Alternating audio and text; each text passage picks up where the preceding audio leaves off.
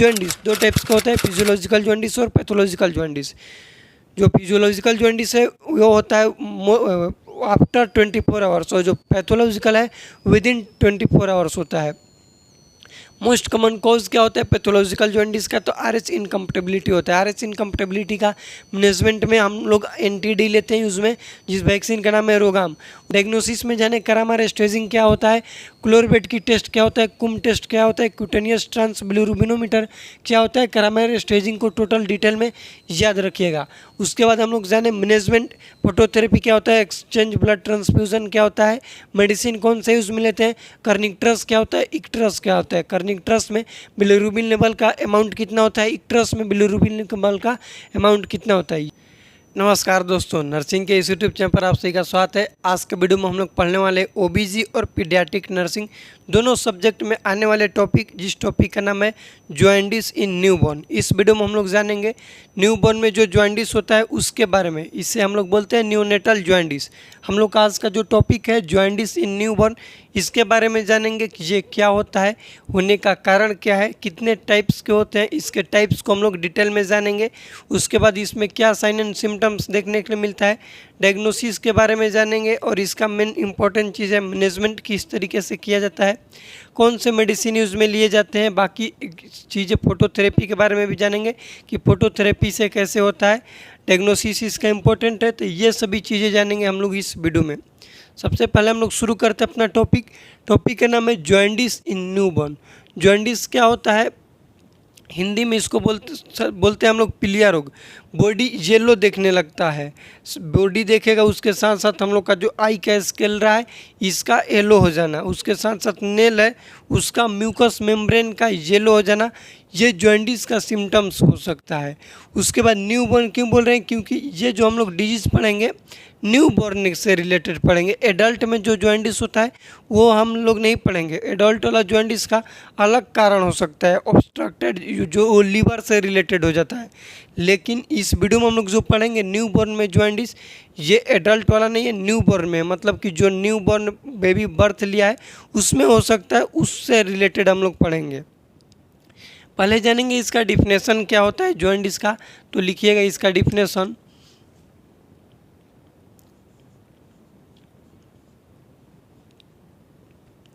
Yellowish discolouration of skin,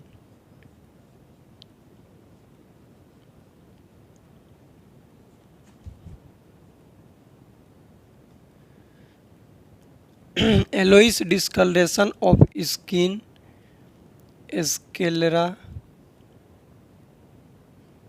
and mucus membrane, mucus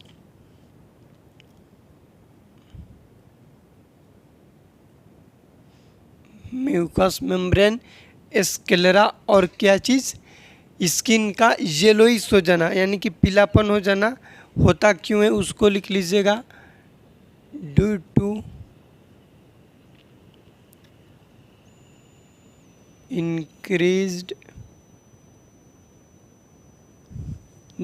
increased level of bilirubin.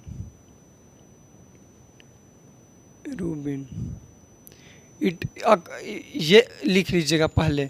इसमें हम क्या लिखें इसका डिफिनेशन में, नियोनेटल जॉन्डिस का डिफिनेशन, कि ये क्या है, एक डिजीज बोल सकते हैं, डिजीज है जिसमें होता क्या है, तो येलोइश डिस्कलरेशन होता है स्किन का। याद रखिएगा क्या होता है, येलोइश डिस्कलरेशन हो जाता है स्किन का।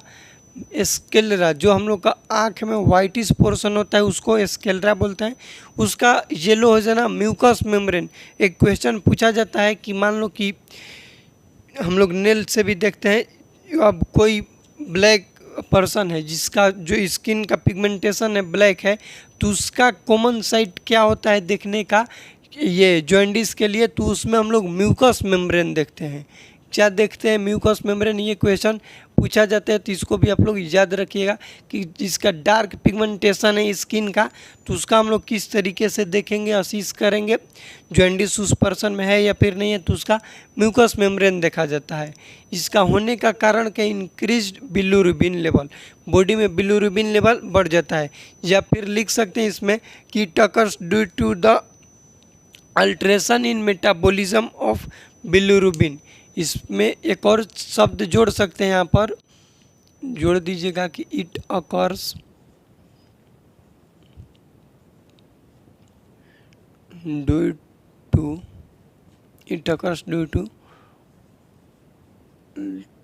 अल्ट्रेशन इन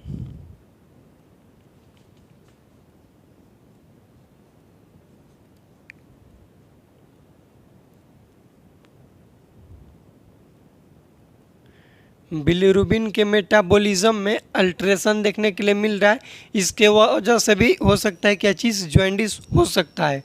एक चीज़ हम यहाँ पर जो लिखे हैं बिलिरुबिन, इसके बारे में थोड़ा सा लिख लीजिएगा कि इसका बॉडी में अमाउंट कितना होता है, ताकि आगे जितना भी बताएंगे वहाँ से आप लोग को दिक्कत ना होगा। टोटल बिलिरुबिन 3 टाइप्स बॉडी में होता है। एक होता है टोटल बिलिरुबिन, टोटल के बाद होता है डायरेक्ट को ही हम लोग बोलते हैं कॉन्जुगेटेड।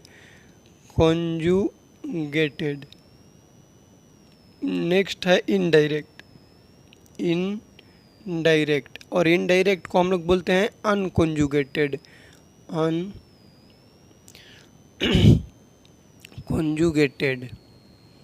डायरेक्ट जो होता है वो होता है 0.9 mg/dl, और जो टोटल बिलिरुबिन होता है 0.9 mg/dl।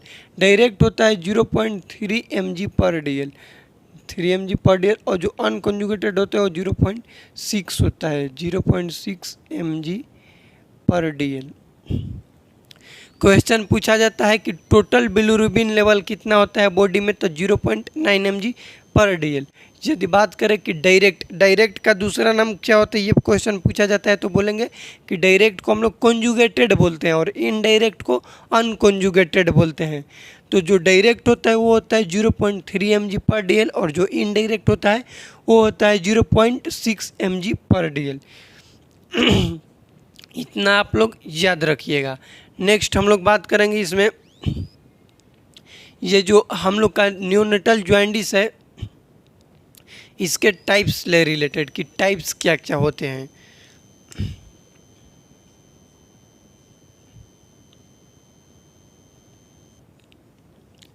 टाइप्स 2 लिख लीजिएगा। एक होता है फिजियोलॉजिकल जॉइंडिस,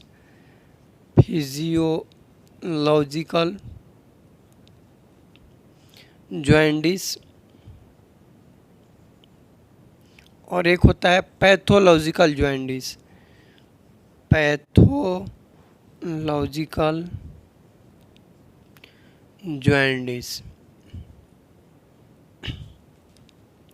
दो टाइप्स के जॉइंडिस हम लोग पढ़ते हैं न्यू बोर्न में। एक होता है फिजियोलॉजिकल, एक होता है पैथोलॉजिकल। नाम से ही अंतर पड़ रहा है। फिजियोलॉजिकल मतलब कि ये नॉर्मल तरीका हो सकता है होने का। एक चीज़ टाइम ड्यूरेशन से पूछा जाता है कि फिजियोलॉजिकल कब बोलते हैं और पैथोलॉजिकल कब बोलते हैं। फिजियोलॉजिकल में क्या साइन एंड सिम्टम्स देखने के लिए मिलता है और पैथोलॉजिकल में क्या साइन एंड सिम्टम्स देखने को मिलता है। दोनों का कारण अलग होता है, चीज़ें अलग है। पहले हम लोग पढ़ेंगे फिजियोलॉजिकल जॉइंडिस को, तो लिख लीजिएगा फिजियोलॉजिकल जॉइंडिस। अब हेडिंग क्या आप लोग दीजिएगा, फिजियोलॉजिकल जॉइंडिस। नंबर 1 दीजिएगा physiological jaundice. Physiological jaundice,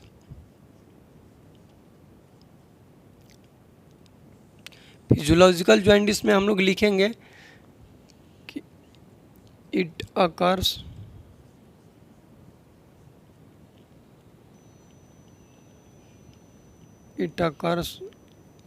second day of life, या फिर ऐसे भी लिख सकते हैं कि the jaundice that occur second day of life. Short में लिखे हैं, फुल लिखना चाहते हैं तो लिख सकते हैं कि द जॉइंडिस, या फिर लिख सकते हैं कि the bilirubin level increased second day of life. उसको हम लोग क्या बोलते हैं, physiological jaundice. More than 24 hours के बाद जो उस बॉडी में बिलिरुबिन लेवल इंक्रीज होगा तो उसको हम लोग बोलते हैं फिजियोलॉजिकल जॉइंडिस। इसको आप लोग याद रखिएगा। इसका इंसिडेंस याद रखिएगा, क्वेश्चन इंसिडेंस ले पूछा जाता है। इंसिडेंस क्या है, तो इंसिडेंस इसका है कि टर्म बेबी जो है, टर्म बेबी उसमें 60% होता है, और जो प्री टर्म है, प्री टर्म उसमें 70 to 80% ऐसा कंडीशन देखने के लिए मिलता है। क्या देखने के लिए मिलता है? तो फिजियोलॉजिकल जॉइंटिस लगभग जो टर्म बेबी है उसमें 60% देखने के लिए मिलता है, जबकि जो प्री टर्म बेबी है, मतलब जिसका जो डिलीवरी हुआ है 37 वीक्स ऑफ जेस्टेशन से पहले हो गया, तो उसमें 70 से 80% चांस है कि उसमें फिजियोलॉजिकल जॉइंटिस हो सकता है। मतलब कि उसके बॉडी में जो बिलिरुबिन लेवल का अमाउंट है वो 24 घंटा के बाद बढ़ने का चांस है। ये फिजियोलॉजिकल है, नॉर्मल तरीका, इसमें कोई ज़्यादा कॉम्प्लिकेशन देखने के लिए नहीं मिलता है। टर्म्स और प्री टर्म्स में हो गया। एक चीज़ और याद रखिएगा कि जो टर्म बेबी है उसमें बिलिरुबिन लेवल कितना बढ़ता है फिजियोलॉजिकल जॉइंटिस में, तो बढ़ता है मोर देन 5 mg पर DL, लेकिन लेस देन 12 mg पर DL। इसको याद रखिएगा, ये टर्म बेबी में बढ़ता है। और प्री टर्म जो है उसमें बढ़ेगा मोर देन 5 mg पर DL और लेस देन 15 mg पर DL। ये भी क्वेश्चन पूछा जाता है कि इसमें इसका इंसिडेंस क्या है फिजियोलॉजिकल जॉइंटिस और पैथोलॉजिकल जॉइंटिस के। तो हम लोग फिजियोलॉजिकल जॉइंटिस में टर्म और प्री टर्म्स का तो बोलेंगे जो टर्म बेबी है उसमें बिलिरुबिन लेवल 5 से तो ज़्यादा होगा, लेकिन 12 mg पर DL से कम होगा। जो प्री टर्म है उसमें 70 से 80% होने का चांस है, लेकिन बिलिरुबिन लेवल 5 से ज़्यादा होगा और 15 से इसमें कम होगा। ये हो गया फिजियोलॉजिकल जॉइंटिस से रिलेटेड। इसका कॉजेज लिखिएगा कि क्या होता है इसका कॉजेज। कॉजेज में लिखिएगा increase volume of RBC, red blood cell का वैल्यूम यदि बढ़ जाएगा उस ज़्यादा न्यूबॉर्न में तो सभी चीज़ का अमाउंट ज़्यादा होता है। आरबीसी हो गया, डब्ल्यूबीसी, प्लेटलेट्स, हीमोग्लोबिन, सब चीज़ ज़्यादा होता है, लेकिन एक्सेस अमाउंट में हो जाएगा आरबीसी का तो फिजियोलॉजिकल जॉइंटिस देखने के लिए मिलेगा। क्योंकि आरबीसी का इंड प्रोडक्ट क्या होता है? इंड प्रोडक्ट होता है बिलिरुबिन। इसको भी लिख लीजिएगा, इंड प्रोडक्ट क्या होता है इसका? तो ये होता है बिलिरुबिन। बिलिरुबिन आरबीसी टूटेगा बिलिवर्डिन और बिलिरुबिन, ऐसा इसका इंड प्रोडक्ट याद रखिएगा। आरबीसी का क्या होता है? बिलिरुबिन। अब क्वेश्चन बन सकता है ना भैया कि आरबीसी से बिलिरुबिन का और जॉइंटिस का क्या रिलेशन है? तो हम लोग बोलेंगे कि आरबीसी एक्सेस अमाउंट में होगा, या फिर बोल सकते हैं शॉर्टर लाइफ। समझा रहे हैं, इसको थोड़ा सा समझ लीजिएगा। शॉर्टर लाइफ स्पान कितना होता है? 80 डेज, 60 to 80 डेज होता है न्यूनेटल आरबीसी का लाइफ स्पान। क्या रिलेशन है आरबीसी के जॉइंटिस और बिलिरुबिन से? आरबीसी जब ब्रेक डाउन होता है, जिसको हम लोग हीमोलाइसिस बोलते हैं, हीमोलाइसिस होगा तो इसके इंड प्रोडक्ट में लास्ट में जाकर बिलिरुबिन बनेगा, और बिलिरुबिन बॉडी में इंक्रीज होगा, मतलब कि वो क्या शो करेगा? बॉडी के कलर को डिस्कलर करेगा, येलो शो करेगा, जिसको हम लोग क्या बोलते हैं? जॉइंटिस बोलते हैं। तो इसको भी आप लोग याद रखिएगा।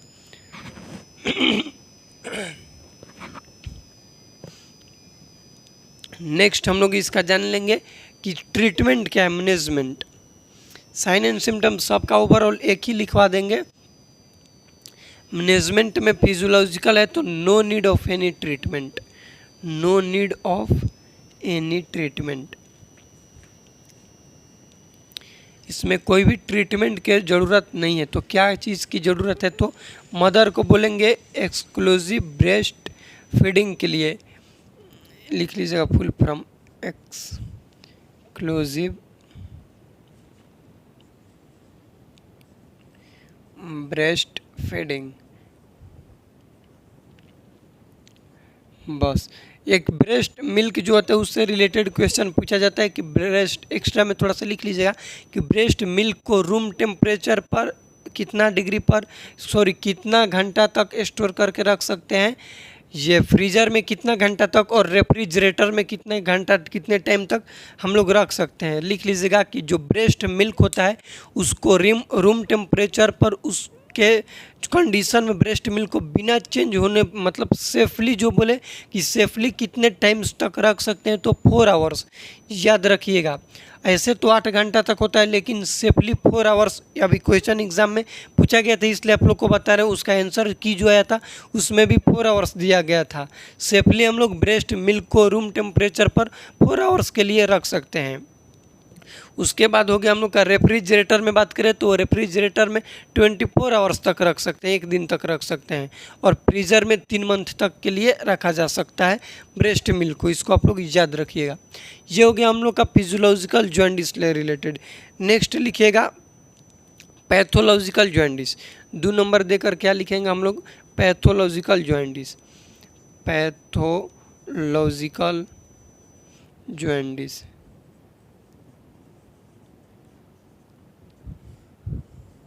पैथोलॉजिकल जॉन्डिस में लिखिएगा कि द जॉन्डिस या फिर इट अकर्स, लिख लीजिए ना, jaundice occurs within 24 hours of life. Bilirubin का लेवल बॉडी में 24 आवर्स के पहले ही इंक्रीज हो जाना उसको हम लोग बोलते हैं पैथोलॉजिकल जॉन्डिस। क्या बोलते हैं, पैथोलॉजिकल जॉन्डिस। अब हो सकता है कि बेबी बर्थ हुआ, डिलीवर हुआ, उसके डिलीवर के 2 घंटा बाद, 4 घंटा बाद, 6 घंटा बाद, 10 घंटा बाद, 15, 20, 23 घंटा या फिर 24 घंटा के अंदर तक कभी भी हो सकता है उसका लेवल बिलिरुबिन का बढ़ेगा, उसके बॉडी में देखने के लिए मिलेगा सिम्टम्स जॉन्डिस का, तो उसको हम लोग बोलते हैं पैथोलॉजिकल जॉन्डिस। पैथोलॉजिकल जो जॉन्डिस है इसके बात करें हम लोग कि इसमें क्या क्या चीज़ें पढ़ने के लिए मिलेगा, तो ये होगा हम लोग का ये। उसके बाद इसका कॉजेज लिख कर थोड़ा सा डिटेल में पढ़ेंगे। इसका जो कॉजेज है, कॉजेज होता है मोस्ट कॉमन कॉज, लिख लीजिएगा। मोस्ट कॉमन कॉज होता है RH इनकम्पैटिबिलिटी। RH इनकम्पैटिबिलिटी क्या होता है, RH इनकम्पैटिबिलिटी। उसके साथ इसका कॉज, मोस्ट कॉमन कॉज होता है RH। उसके बाद होता है ABO इनकम्पैटिबिलिटी। ABO इनकम्पैटिबिलिटी दोनों बता देंगे क्या होता है। नेक्स्ट इसी में लिख लीजिएगा RH, इसका कॉजेज में 2 सिंड्रोम होता है। एक होता है गिलबर्ट सिंड्रोम, इसका कॉजेज में यहाँ पर लिख लीजिएगा कॉजेज में। एक होता है गिलबर्ट सिंड्रोम, गिलबर्ट सिंड्रोम। ये हो गया गिलबर्ट सिंड्रोम। एक होता है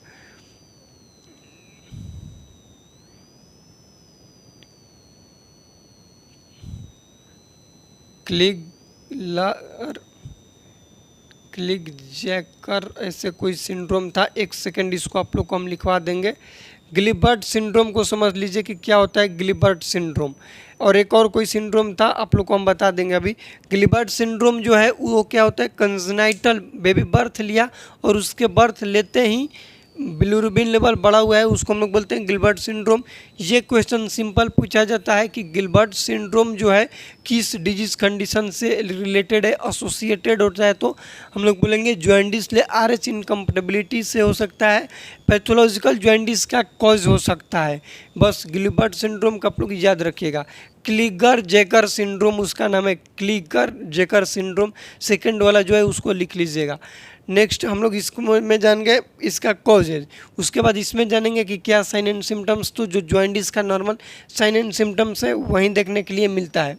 एक चीज़ हम लिखे यहाँ पर RH इनकम्पैटिबिलिटी, तो चलिए हम लोग इसको भी पढ़ लेते हैं कि क्या होता है RH इनकम्पैटिबिलिटी। नेक्स्ट लिखिएगा RH incompatibility.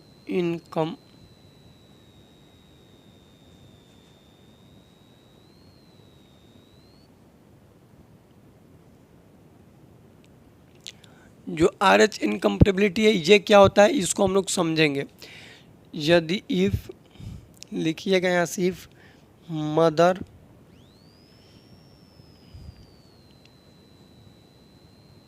Mother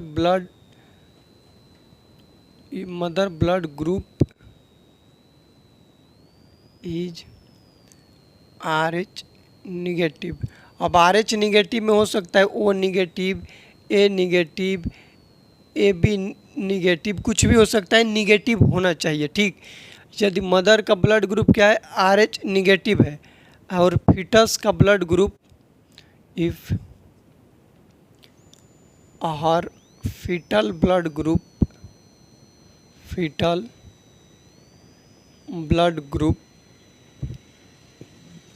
RH positive, उसके बच्चे का क्या ब्लड ग्रुप है, RH पॉजिटिव। A पॉजिटिव हो सकता है, B पॉजिटिव हो सकता है, O पॉजिटिव, कोई भी पॉजिटिव होना चाहिए। समझ रहे हैं, मदर का ब्लड ग्रुप निगेटिव होना चाहिए, और उसका जो बच्चा है जो कि इनसाइड द इंट्रायूट्राइन कैविटी है, उसके वूम में है, उसका ब्लड ग्रुप यदि पॉजिटिव है तो क्या कंडीशन देखने के लिए मिलेगा, ये चीज़ समझिएगा। कंडीशन देखने के लिए ये मिलेगा कि ड्यूरिंग बर्थ टाइम क्या होगा, लिख लीजिएगा, ड्यूरिंग बर्थ टाइम पर देखने के लिए मिलेगा फीटो मैटरनल सर्कुलेशन,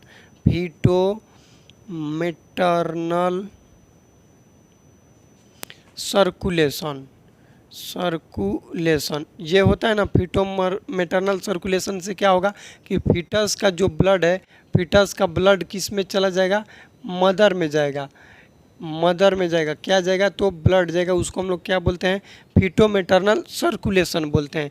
यदि फीटो मैटरनल सर्कुलेशन होगा, उसके बाद क्या होगा, फीटल का डिलीवरी हो जाएगा, फर्स्ट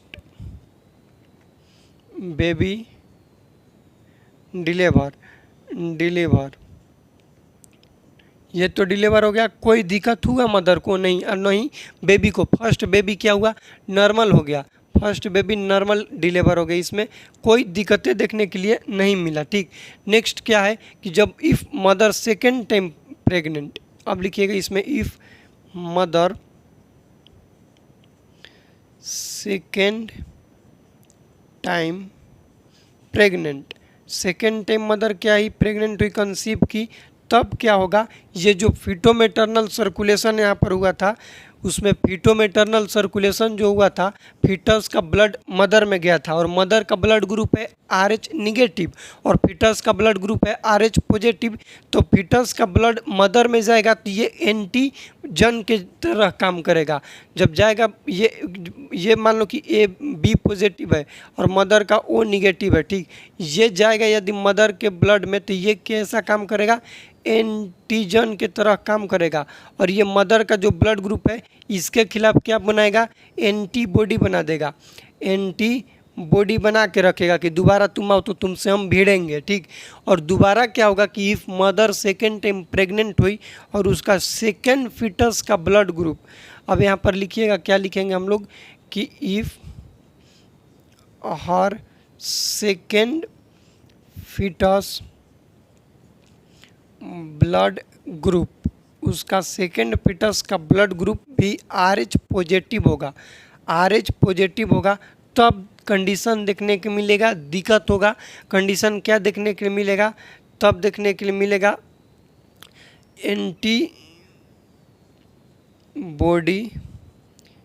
जिसको हम लोग क्या बोलेंगे, RH antibody, RH antibody reaction होगा,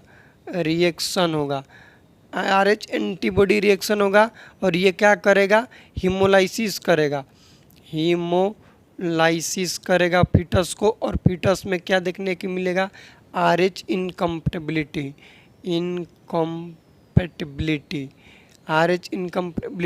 हो सकता है। It can leads to hydrops fetalis, क्या लीड कर सकता है, हाइड्रोप्स फिटेलिस, जिसको हम लोग बोलते हैं इरिथ्रोब्लास्टोसिस फिटेलिस,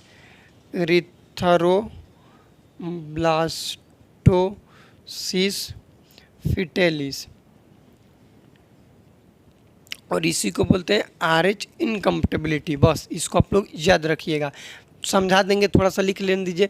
इससे प्रिवेंट होने के लिए जो यहाँ पर मदर का ब्लड ग्रुप RH निगेटिव था, फीटस का RH पॉजिटिव है, तो जान गए। तो उससे प्रिवेंट होने के लिए जो इसका मैनेजमेंट है, मैनेजमेंट RH इनकम्पेटिबिलिटी का मेडिसिन देते हैं जिसका नाम है NTD नाम होता है रोगाम इस वैक्सीन का नाम है। देने का क्या है तो within 22 hours of fetal delivery, within 22 hours of fetal delivery देते हैं। डोज होता है 300 इंटरनेशनल यूनिट। देते किसको हैं तो मदर को देते हैं। किसको देते हैं तो मदर को देते हैं। इतना पहले आप लोग समझ लीजिए। न्यूनेटल जॉन्डिस से रिलेटेड इंपॉर्टेंट चीज़ें हैं। पहले हम लोग जानेंगे इसके टाइप्स। न्यूनेटल जॉन्डिस 2 टाइप्स के होते हैं। पहले हम लोग बताएं फिजियोलॉजिकल जॉन्डिस और पैथोलॉजिकल जॉन्डिस। फिजियोलॉजिकल जॉन्डिस में हम लोग जाने कि जो 72 आवर्स के बाद जॉन्डिस देखने के लिए मिलता है उसको हम लोग बोलते हैं फिजियोलॉजिकल जॉन्डिस। पैथोलॉजिकल जॉन्डिस में हम लोग बात करें कि जो विदिन 24 आवर्स होता है तो उसको हम लोग बोलते हैं पैथोलॉजिकल जॉन्डिस। फिजियोलॉजिकल जॉन्डिस का इंसिडेंस के बात करें तो इंसिडेंस ये है कि टर्म बेबी में 60% देखने के लिए मिलता है, प्री टर्म में ज़्यादा देखने के लिए मिलता है, मतलब 70 से 80% देखने के लिए मिलता है। टर्म बेबी है जो इसमें बिलिरुबिन का लेवल 5 mg/dl से ज़्यादा होगा लेकिन 12 से कम होगा। प्री टर्म में 5 से ज़्यादा होगा और 15 से कम होगा। ये फिजियोलॉजिकल जॉन्डिस है। फिजियोलॉजिकल जॉन्डिस का कारण क्या चीज़ है भैया तो आरबीसी का वॉल्यूम बढ़ जाना, अमाउंट बढ़ जाना। आरबीसी का शॉर्ट लाइफ होता है, इसके वजह से भी हो सकता है। नॉर्मल कंडीशन है, मैनेजमेंट में कोई ट्रीटमेंट कोई मेडिसिन यूज़ में नहीं लेते हैं तो क्या करते हैं एक्सक्लूसिव ब्रेस्ट फीडिंग के लिए मदर को इन्हेंस करेंगे कि आप एक्सक्लूसिव ब्रेस्ट फीडिंग कराते रहिए। सेकेंड हम लोग जानेंगे पैथोलॉजिकल जॉन्डिस, जो कि ये थोड़ा सा ये होता है।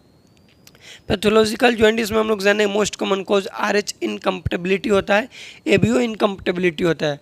उसके बाद RH इनकम्पेटिबिलिटी को जाने कि क्या होता है RH इनकम्पेटिबिलिटी। इसमें हम लोग जाने कि यदि मदर का ब्लड ग्रुप, थोड़ा सा यहाँ से बोल रहे हैं ना, इस चीज़ को समझ लीजिएगा, आप लोग को समझ में आ जाएगा कि क्या होता है RH इनकम्पेटिबिलिटी। यदि मदर का ब्लड ग्रुप RH निगेटिव है, निगेटिव में उसका कुछ भी हो सकता है, O negative, B negative, AB negative, कुछ भी हो सकता है, और उसके फीटस जो कंसीव किया है उस फीटल ब्लड ग्रुप उसका यदि RH पॉजिटिव है, A positive, B positive, C तो नहीं होता है, AB पॉजिटिव, कोई भी होगा पॉजिटिव होना चाहिए। तो उसमें क्या होगा कि ड्यूरिंग बर्थ टाइम, जब बर्थ होता है तो उसमें फीटोमेटर्नल सर्कुलेशन होता है, मतलब कि फीटस का कुछ ब्लड का अमाउंट मदर में जाता है, तो फीटोमेटर्नल सर्कुलेशन इसको बोलते हैं। इसमें से जाएगा तो मदर में इस ब्लड ग्रुप के खिलाफ क्या हो जाएगा एंटीबॉडी डेवलप हो जाएगा। और सेकेंड उसका जो फीटस है उसके सेकेंड फीटस में भी यदि सेम उसका RH पॉजिटिव ही ब्लड ग्रुप हो गया, निगेटिव यदि उसका सेकेंड फीटस का ब्लड ग्रुप RH निगेटिव होता तो कोई दिक्कत नहीं होता, और RH पॉजिटिव हो गया तो दिक्कत होगा। क्या दिक्कत होगा कि उसके मदर के ब्लड ग्रुप में पहले से एंटीबॉडी डेवलप है, तो इसमें हीमोलाइसिस देखने के लिए मिलेगा, और इस हीमोलाइसिस को ही हम लोग क्या बोलते हैं RH इनकम्पेटिबिलिटी बोलते हैं, ठीक। और ये लीड्स कर सकता है इरिथ्रोब्लास्टोसिस फिटालिस, हाइड्रोप्स फिटालिस, या फिर इसी को हम लोग क्या बोलते हैं RH इनकम्पेटिबिलिटी। इसके मैनेजमेंट के लिए यूज में लेते हैं NTD, जिस वैक्सीन का नाम है रोगाम। 72 घंटा के अंदर में देने जाने चाहिए। मदर्स को देते हैं 300 इंटरनेशनल यूनिट देते हैं। ये हो गया हम लोग का RH इनकम्पेटिबिलिटी से रिलेटेड, ठीक। इसको आप लोग लिख लीजिए पहले, उसके बाद हम लोग इसमें जानेंगे कि इसका क्या साइन एंड सिम्टम्स है, डायग्नोसिस किस तरीके से देखने के लिए मिलता है मदर्स में।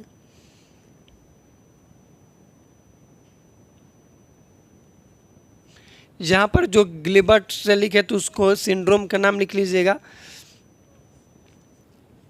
क्लिगलर नेजर सिंड्रोम। क्लिगलर नेजर सिंड्रोम सिर्फ पूछा जाता है कि किससे रिलेटेड है, किस डिजीज कंडीशन से रिलेटेड होता है, तो हम लोग बोल देंगे कि जॉन्डिस से रिलेटेड होता है। RH इनकम्पेटिबिलिटी के वजह से देखने के लिए मिल सकता है, उसका कॉज बन सकता है गिलबर्ट सिंड्रोम और क्लिगलर नेजर सिंड्रोम।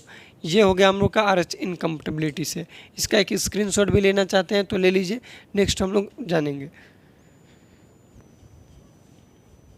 चलिए अब हम लोग जानेंगे इसका डायग्नोसिस, नियोनेटल जो जॉन्डिस है उसका डायग्नोसिस किस तरीके से किया जाता है। तो नेक्स्ट अब लिखिएगा आप लोग डायग्नोसिस।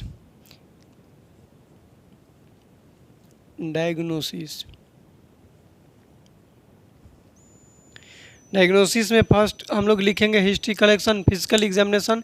जो हम लोग फिजिकल एग्जामिनेशन करेंगे उसमें स्केलरा हो गया, बॉडी स्किन, ये येलोइश डिस्कलरेशन दिखाई देगा। लिख लीजिए इसमें हिस्ट्री कलेक्शन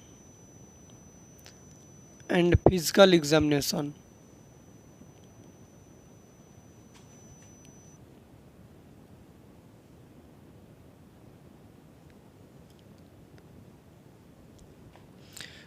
सेकेंड जो डायग्नोसिस का टाइप्स रहेगा उसमें हम लोग करते हैं करामार स्टेजिंग।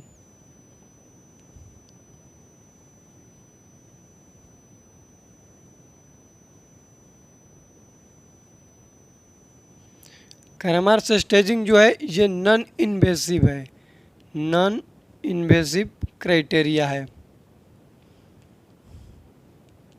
इसको करते कैसे, इसको थोड़ा सा समझ लीजिएगा। ये कोई फीटस हो गया,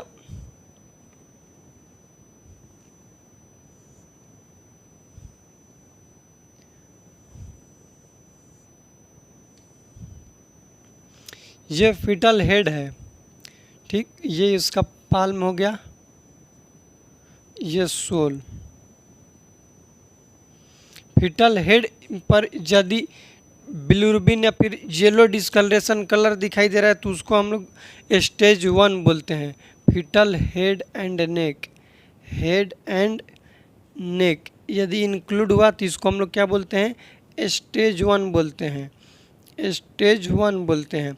इसमें बिलिरुबिन का जो बॉडी में लेवल होता है वो होता है 4 से 6 mg/dl। मतलब कि किसी भी न्यू बॉर्न के यदि स्केलरा में, जिसको हम लोग इक्टरस बोलते हैं, एक और टर्म्स कंडीशन लिख लीजिएगा कि यदि बिलिरुबिन, यहाँ पर लिख लीजिए, क्वेश्चन पूछा जाता है बिलिरुबिन यदि स्केलरा में दिखाई देता है, स्केलरा में, तो इसको हम लोग इक्टरस बोलते हैं, इक्टेरस। इसलिए जो नियोनेटल जॉन्डिस है इसको हम लोग क्या बोलते हैं, नियोनेट्रम इक्टरस या फिर इक्टरस नियोनेट्रम बोला जाता है। नियोनेटल जॉन्डिस का अनदर नेम क्या है, इक्टरस नियोनेट्रम, इसको याद रखिएगा। बिलिरुबिन यदि आँख में दिखाई दे तब, कब दिखाई देगा, जब उसका लेवल 4 से 6 mg/dl रहेगा तब। सेकेंड रहता है हम लोग का जो है, ये रहता है अपर टर्सो रहता है, क्या रहेगा, अपर टर्सो, टर्सो मतलब ट्रंक, तो इसको हम लोग क्या बोलेंगे, स्टेज 2, स्टेज सेकेंड बोलेंगे। इसमें बिलिरुबिन लेवल 6 से 8 mg/dl रहेगा। मतलब कि जहाँ तक हम लोग बोल सकते हैं अम्लाइकस रीजन तक, चेस्ट से लेकर अम्लाइकस रीजन तक यदि दिखाई दे, ये येलोइश कलर डिस्कलरेट हो, येलोइश दिखाई दे, तो उसको हम लोग क्या बोलेंगे, स्टेज 2 है। नेक्स्ट स्टेज 3 क्या होता है, तो लोअर टर्सो और अपर थाई।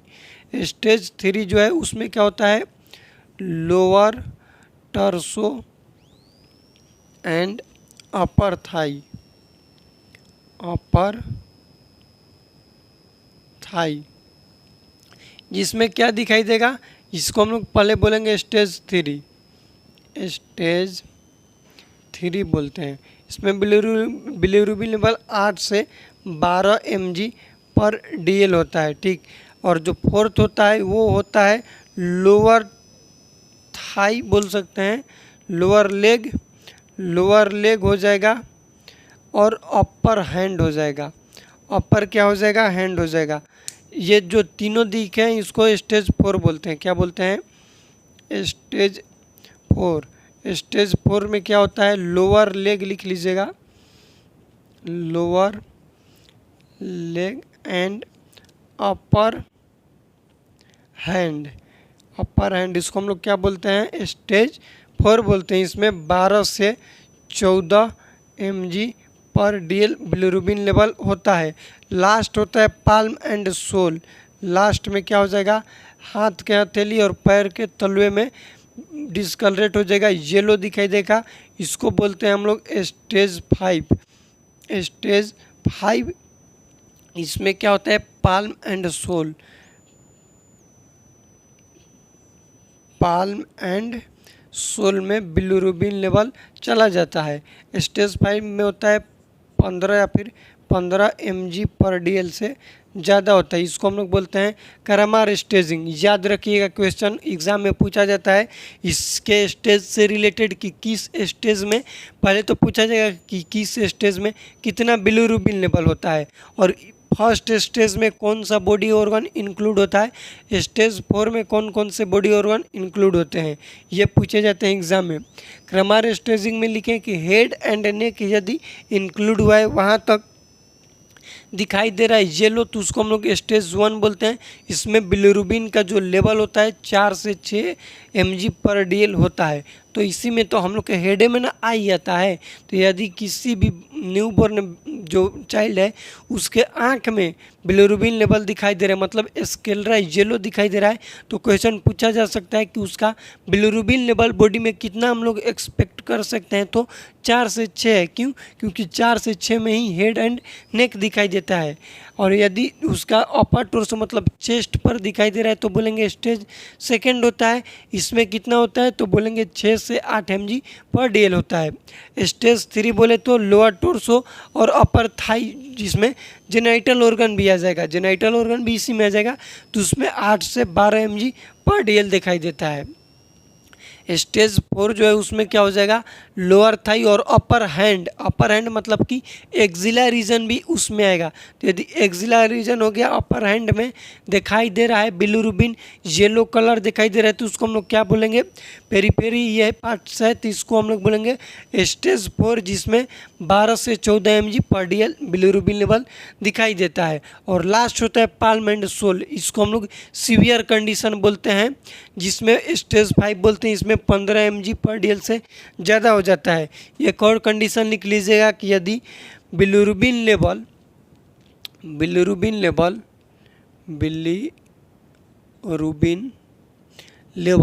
मोर देन 20 mg/dl हो जाता है, इस कंडीशन को हम लोग बोलते हैं।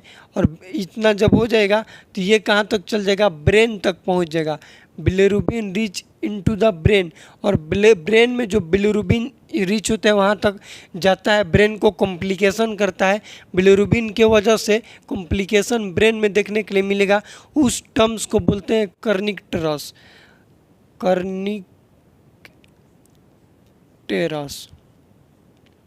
क्वेश्चन पूछा जाता है कि कर्निकटेरस क्या होता है, तो बोलेंगे कि बिलिरुबिन लेवल ब्रेन तक चला जाता है, उसको बोलते हैं कर्निकटेरस। तो कितना जाता है, कब इस जाने का क्राइटेरिया क्या है, तो बोलेंगे 20 mg से जब ज़्यादा होगा तब जाएगा। 15-10 पर ब्रेन तक नहीं जा पाता है, ब्लड ब्रेन बैरियर को क्रॉस नहीं कर पाएगा।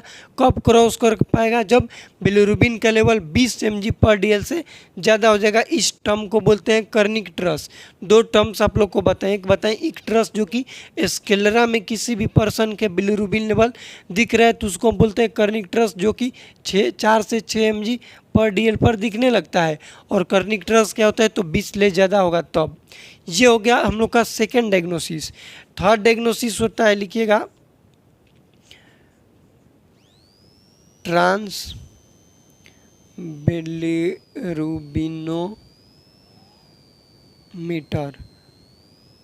ठीक, ट्रांस बिलिरुबिनोमीटर, क्यूटेनियस ट्रांस बिलिरुबिनोमीटर इसका फुल नाम होता है, लिख सकते हैं क्यूटेनियस ट्रांस बिलिरुबिनोमीटर। ये भी नॉन इन्वेसिव है। इसको कैसे करते हैं, थ्रू स्किन पर मशीन आता है, ऐसे टच करेंगे तो बिलिरुबिन लेवल बता देगा। उसको बोलते हैं cutaneous trans bilirubinometer. Through skin assess the bilirubin level, skin के थ्रू बिलिरुबिन लेवल का हम लोग असिसमेंट करते हैं, तो उसको बोलते हैं ट्रांस क्यूटेनियस बिलिरुबिनोमीटर। इसको आप लोग याद रखिएगा। नेक्स्ट 4th नंबर लिखिएगा कुंभ टेस्ट। दो टाइप्स के होता है, एक होता है डायरेक्ट, एक होता है इनडायरेक्ट। जो डायरेक्ट होता है ये सैंपल, ब्लड सैंपल लेते हैं, इसमें ब्लड सैंपल लेते हैं बेबी से लेते हैं, मतलब कि चाइल्ड से लेते हैं। और इनडायरेक्ट का सैंपल लेते हैं मदर से। सैंपल किससे लेंगे? मदर से ले। कुंभ टेस्ट का जो सैंपल होता है वो ईडीटीए वाइल में देते हैं, ईडीटीए वाइल में लैब में भेजा जाता है। ये भी क्वेश्चन पूछा जाता है कि कुंभ टेस्ट का जो सैंपल है किस वाइल में लैब में सेंड करते हैं, तो बोलेंगे ईडीटीए वाइल। ईडीटीए जो पर्पल कलर का आता है, फुल फॉर्म लिख लीजिएगा, ethyl diamine tetra acetic acid. EDTA while का फुल फॉर्म होता है, इसको लिख लीजिएगा। ये जो कुंभ टेस्ट है भेजा जाता है ताकि इससे पता चल सके बिलिरुबिन लेवल। नेक्स्ट एक और टेस्ट होता है, 3-4 नंबर हो गया, 5 नंबर लिख लीजिएगा, क्लोरबेटकी टेस्ट। क्लोरबेटकी टेस्ट ये RH इनकम्पैटिबिलिटी के लिए होता है। किस लिए होता है? RH इनकम्पैटिबिलिटी, RH इनकम्पैटिबिलिटी के लिए होता है। इसमें क्या होता है कि मदर के ब्लड लेते हैं, मदर्स के क्या लेंगे? ब्लड लेंगे। अब फाइंड आउट करेंगे, फाइंड आउट क्या करेंगे? फीटल हीमोग्लोबिन, फीटल हीमोग्लोबिन को फाइंड आउट करते हैं, उसको बोलते हैं क्लोरबेटकी टेस्ट। ये हो गया diagnosis of neonatal jaundice. Neonatal jaundice में हम लोग कितना डायग्नोसिस पहले पढ़े। कैरामार स्टेजिंग क्या होता है इसको आप लोग याद रखिएगा। क्यूटेनियस ट्रांस बिलिरुबिनोमीटर का इमेज बेस भी क्वेश्चन पूछा जा सकता है। यहाँ पर ज़्यादातर ये फोरहेड पर सटा सकता है, कहीं पर भी ऐसे मशीन होता है, जैसे थर्मामीटर होता है ना, उसी तरीके से मशीन होता है। स्किन पर टच करेगा, कुछ टाइम तक रखेगा तो स्किन में कितना बिलिरुबिन लेवल का मात्रा ये बता देता है। नेक्स्ट है कुंभ टेस्ट करते हैं। कुंभ टेस्ट दो टाइप्स के होते हैं, एक होता है डायरेक्ट कुंभ टेस्ट और एक इनडायरेक्ट कुंभ टेस्ट। इसमें मदर के ब्लड लेकर टेस्ट करेंगे तो उसको इनडायरेक्ट बोलेंगे, और फीटस का ले लेंगे तो डायरेक्ट बोलते हैं। लास्ट है क्लोरबेटकी टेस्ट, जिसमें RH इनकम्पैटिबिलिटी को फाइंड आउट किया जाता है। मदर के ब्लड लेके फीटस के हीमोग्लोबिन को पता करते हैं। लास्ट अब हम लोग लिख लेंगे इसका मैनेजमेंट। मैनेजमेंट नियोनेटल जॉन्डिस के कैसे होता है, तो 3 तरीका है मैनेजमेंट करने का। कितना है? फर्स्ट है exchange blood transfusion EBT। Second है फोटोथेरेपी, फोटोथेरेपी। और थर्ड है मेडिसिन, मेडिसिन। इसका फुल फॉर्म लिख लीजिएगा, एक्सचेंज ब्लड ट्रांसफ्यूजन। इसमें क्या करते हैं? फीटस के ब्लड को ट्रांसफ्यूज करते हैं, लेकिन लिख रहा है एक्सचेंज, मतलब एक साइड से फीटस के जो बॉडी का ब्लड है वो निकालेंगे और एक साइड से चढ़ाएंगे, उसको बोलते हैं एक्सचेंज ब्लड ट्रांसफ्यूजन। फोटोथेरेपी क्या होता है, तो इससे रिलेटेड इंपॉर्टेंट्स जितना भी पॉइंट्स है इसको लिखवा देते हैं। फोटोथेरेपी जो है थेराप्यूटिक ट्रीटमेंट के लिए यूज़ में लिया जाता है, ताकि फीटस के जो भी अनकॉन्जुगेटेड बिलिरुबिन है उसको कॉन्जुगेटेड बिलिरुबिन में चेंज किया जा सके। बोल सकते हैं कि इनडायरेक्ट को डायरेक्ट में चेंज किया जा सकता है। जो बोल रहे हैं उसको फोटोथेरेपी से लिख लीजिएगा। फोटोथेरेपी का जो डिस्टेंस होता है 45 सेंटीमीटर होना चाहिए। कितना होना चाहिए डिस्टेंस? 45 सेंटीमीटर होना चाहिए डिस्टेंस। इसमें जो लाइट यूज में लेते हैं ब्लू लाइट लेते हैं, 4 ब्लू और 2 वाइट लेते हैं लाइट यूज में। उसका जो होता है 420 ले 460 nm नैनोमीटर उसका वोल्टेज होना चाहिए लाइट का जी। उसके बाद ये जो प्रिंसिपल पे काम में आता है, ये 3 प्रिंसिपल पे काम करता है। इसका प्रिंसिपल लिख लीजिएगा फोटोथेरेपी का। फर्स्ट होता है स्ट्रक्चरल आइसोमराइजेशन, जो कि ये गुड होता है। ये क्या करता है? इनडायरेक्ट को डायरेक्ट बिलिरुबिन में बदलता है। स्ट्रक्चरल आइसोमराइजेशन फर्स्ट होता है, लिख लीजिए यहाँ पर structural isomerisation.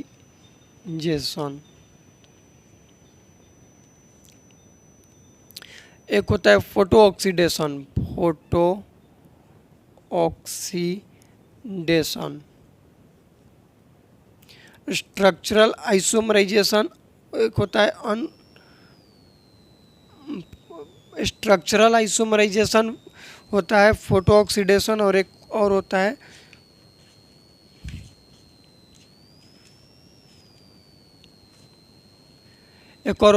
Configuration isomerisation. Configuration isomerisation ये 3 प्रिंसिपल है फोटोथेरेपी का, इसको याद रखिएगा। नाम ही थोड़ा ऐसा है कि भूल जाते हैं। कॉन्फ़िगरेशनल आइसोमराइजेशन 3 प्रिंसिपल होता है फोटोथेरेपी का। मोस्ट कॉमन साइड इफेक्ट लिख लीजिएगा फोटोथेरेपी का होता है डिहाइड्रेशन। डिहाइड्रेशन क्या है? मोस्ट कॉमन साइड इफेक्ट है। उसके बाद होता है हाइपरथर्मिया, क्योंकि लाइट है तो बेबी को गर्म करेगा, हाइपरथर्मिया। लेकिन क्वेश्चन पूछा जाता है कि एक और इसका रेयर साइड इफेक्ट होता है जिसको हम लोग बोलते हैं bronze baby syndrome, BRONZ, bronze baby syndrome. Bronze baby syndrome क्या होता है? तो रेयर कॉम्प्लिकेशन। इसमें क्या होता है कि बहुत ज़्यादा जो इनडायरेक्ट है, इनडायरेक्ट जो बिलीरुबिन है हाइपर, मतलब ज़्यादा कन्वर्ट हो जाता है कि इसमें डायरेक्ट बिलीरुबिन में, जिसको बोलते हैं ब्रोंज बेबी सिंड्रोम। क्वेश्चन पूछा जाता है कि ब्रोंज बेबी सिंड्रोम किस चीज़ का साइड इफ़ेक्ट है, तो बोलेंगे कि फोटोथेरेपी का है। ये चीज़ें क्लियर हो गया। नेक्स्ट है मेडिसिन। जो न्यूनेट के हम लोग जॉन्डिस में मेडिसिन यूज़ में लेते हैं, उस मेडिसिन का नाम है फिनोबार्बिटॉन। फिनोबार्बिटॉन क्या करता है? यूज़ करते हैं न्यूनेटल जॉन्डिस में। ये क्या करेगा कि लीवर्स में एक एसिड होता है, जिस एसिड का नाम है ग्लूको एसिड। याद रखिएगा, थोड़ा सा नाम डिफिकल्ट है, स्पेलिंग हमको याद था। ग्लूकोनिक एसिड जो है इसका क्या करेगा? प्रोडक्शन को इंक्रीज करेगा, इसके प्रोडक्शन को इंक्रीज करेगा ये फिनोबार्बिटॉन देने से क्या होगा कि इनडायरेक्ट जो है वो डायरेक्ट में ज़्यादा हो जाएगा। क्योंकि लीवर इसका प्रोडक्शन ज़्यादा कर देगा। कौन करेगा? लीवर। क्वेश्चन और पूछा जाता है कि इसका ड्रग ऑफ चॉइस क्या है? कर्निट्रस का ड्रग ऑफ चॉइस तो होता है फिनोबार्बिटॉन।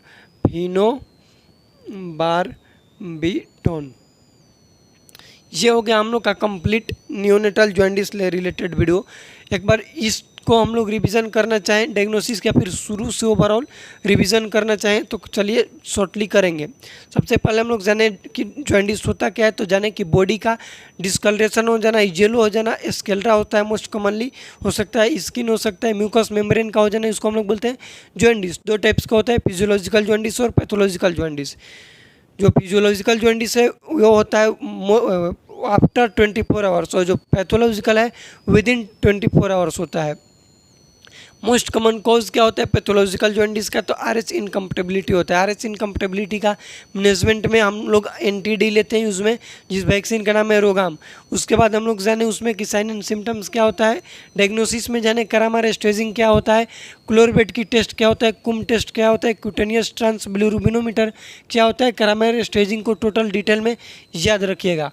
उसके बाद हम लोग जाने मैनेजमेंट फोटोथेरेपी क्या होता है, एक्सचेंज ब्लड ट्रांसफ्यूजन क्या होता है, मेडिसिन कौन से यूज में लेते हैं, कर्निट्रस क्या होता है, इक्ट्रस क्या होता है। कर्निट्रस में बिलिरुबिन लेवल का अमाउंट कितना होता है, इक्ट्रस में बिलिरुबिन लेवल का अमाउंट कितना होता है। ये सभी चीज़ें हम लोग इंपॉर्टेंट पॉइंट्स को जाने इस वीडियो में। वीडियो में कुछ भी डाउट होगा तो प्लीज़ कमेंट कीजिएगा। इस वीडियो को अपने दोस्तों के साथ शेयर कीजिएगा। इस वीडियो पर हम लोग टारगेट रखते हैं कि कम से कम 20 लाइक्स कंप्लीट कीजिए। नेक्स्ट वीडियो हम लोग फंडामेंटल ऑफ नर्सिंग से रिलेटेड पढ़ेंगे। वीडियो को अपने दोस्तों के साथ शेयर कीजिएगा। मिलते हैं अगले वीडियो में, तब तक के लिए जय राम जी की।